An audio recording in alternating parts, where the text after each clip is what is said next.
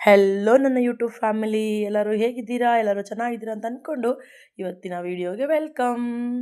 ಇವತ್ತಿನ ಈ ವಿಡಿಯೋದಲ್ಲಿ ತುಂಬ ಇಷ್ಟವಾದಂಥದ್ದು ಮತ್ತು ನಮ್ಮ ಒಂದು ಚಿಕ್ಕ ಮಕ್ಕಳ ಲೈಫನ್ನು ಮೆಮೊರೈಸ್ ಮಾಡುವಂಥದ್ದು. ಆ ರೆಸಿಪಿ ಏನು ಅಂತಂದರೆ ಚಿಕ್ಕಿ ಮಾಡೋದನ್ನು ಯಾವ ಥರ ಅಂತ ನೋಡೋಣ. ನಮ್ಮ ಮನೆಯಲ್ಲೇ ಇರುವಂಥ ಇಂಗ್ರೀಡಿಯೆಂಟ್ಸ್ನ ಯೂಸ್ ಮಾಡಿಕೊಂಡು ಮಾಡಬಹುದು.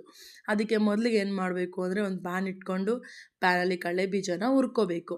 ಹುರ್ಕೊಂಡಿದ್ದಾದಮೇಲೆ ಏನು ಮಾಡಬೇಕು ಅಂದರೆ ಅದಕ್ಕೂ ಒಂದು ಪ್ಲೇಟ್ಗೆ ಸರ್ವ್ ಮಾಡ್ಕೊಂಬಿಟ್ಟು ಅದ್ರ ಮೇಲೆ ಇರುವಂತಹ ಹೊಟ್ಟನ್ನೆಲ್ಲ ತೆಗೆದು ಬಿಡಬೇಕು.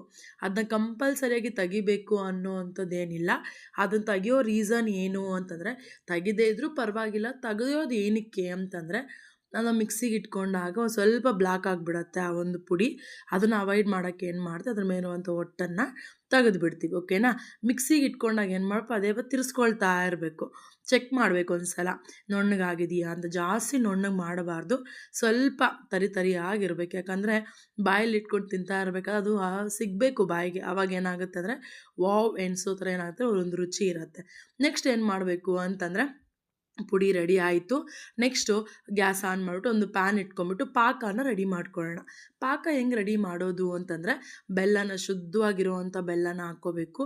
ಸ್ವಲ್ಪ ನೀರನ್ನು ಹಾಕ್ಕೊಂಡು ಏನು ಮಾಡಬೇಕು ಅಂದರೆ ಆ ಉಂಡೆ ಕ್ಲೀನಾಗಿ ಕರಗೋವರೆಗೂ ಏನು ಮಾಡಬೇಕಂದ್ರೆ ಮಿಕ್ಸ್ ಮಾಡ್ತಾ ಇರಬೇಕು. ಅದರೊಳಗೆ ಏನು ಮಾಡ್ತೀವಿ, ಸ್ವಲ್ಪ ಏಲಕ್ಕಿಯನ್ನು, ಇಲಾಚಿ ಗೊತ್ತು ಅಲ್ವಾ, ಅದನ್ನೇನು ಮಾಡಬೇಕು ಅಂದರೆ ಹಾಕಬೇಕು. ಅದನ್ನು ಹಾಕ್ತಿದ್ದಂಗೆ ಸ್ಮೆಲ್ ಘಮ ಘಮ ಅಂತ ಬರುತ್ತೆ.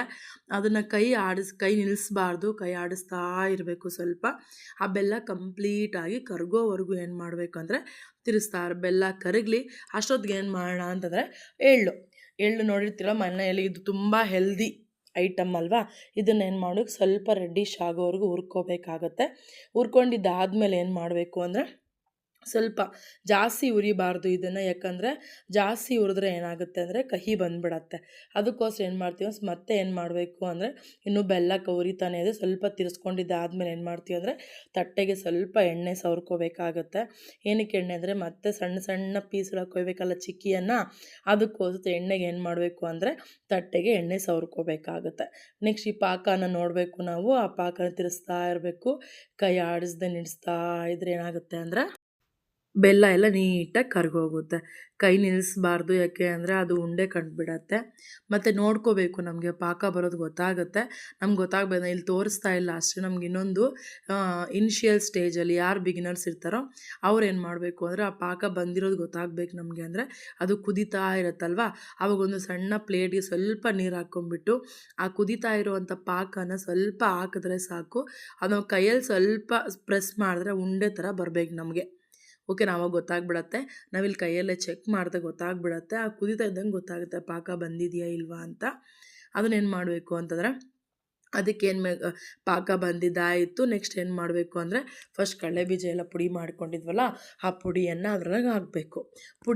ಪುಡಿ ಏನು ಹಾಕ್ತೀವಲ್ಲ ಅದು ಏನು ಮಾಡಬೇಕು ಅಂದರೆ ಅದನ್ನು ಕೈ ಬಿಡದೆ ಕಲಿಸ್ಬೇಕಾಗತ್ತೆ.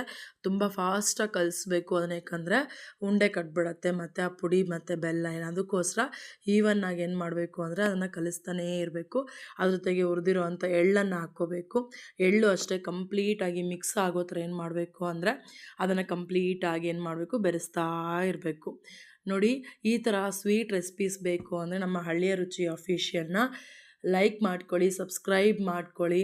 ನಿಮಗೆ ಬೆಲ್ ಐಕಾನ್ ಕ್ಲಿಕ್ ಮಾಡಿದ ತಕ್ಷಣ ಎಲ್ಲ ನೋಟಿಫಿಕೇಷನ್ಸ್ ಬರ್ತಾ ಇರತ್ತೆ.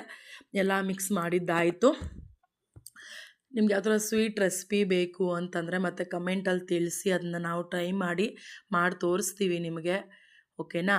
ಮತ್ತು ನೋಡಿ, ಈವನ್ನಾಗೆಲ್ಲ ಮಿಕ್ಸ್ ಮಾಡ್ತಾ ಇದ್ದೀವಲ್ವ, ಮಿಕ್ಸ್ ಮಾಡಿದ್ದಾದಮೇಲೆ ಆವಾಗ ಎಣ್ಣೆ ಸವರಿದ್ವಲ್ಲ ಆ ಪ್ಲೇಟ್ಗೆ ಹಾಕ್ಕೊಂಬಿಟ್ಟು ಕ್ಲೀನಾಗಿ ಸ್ಪ್ರೆಡ್ ಮಾಡಿಕೊಂಡು ಒಂದು 2 ನಿಮಿಷ ಬಿಟ್ಕೊಂಡು ನೀಟಾಗಿ ಪೀಸ್ ಮಾಡ್ಕೊಂಬಿಟ್ರೆ ಮತ್ತೆ ಒಂದು ಪ್ಲೇಟ್ಗೆ ಸರ್ವ್ ಮಾಡಿಕೊಂಡ್ರೆ ಸ್ವಲ್ಪ ಆರಿದ ಮೇಲೆ ಗರಿ ಆದ ಚಿಕ್ಕಿ ರೆಡಿ.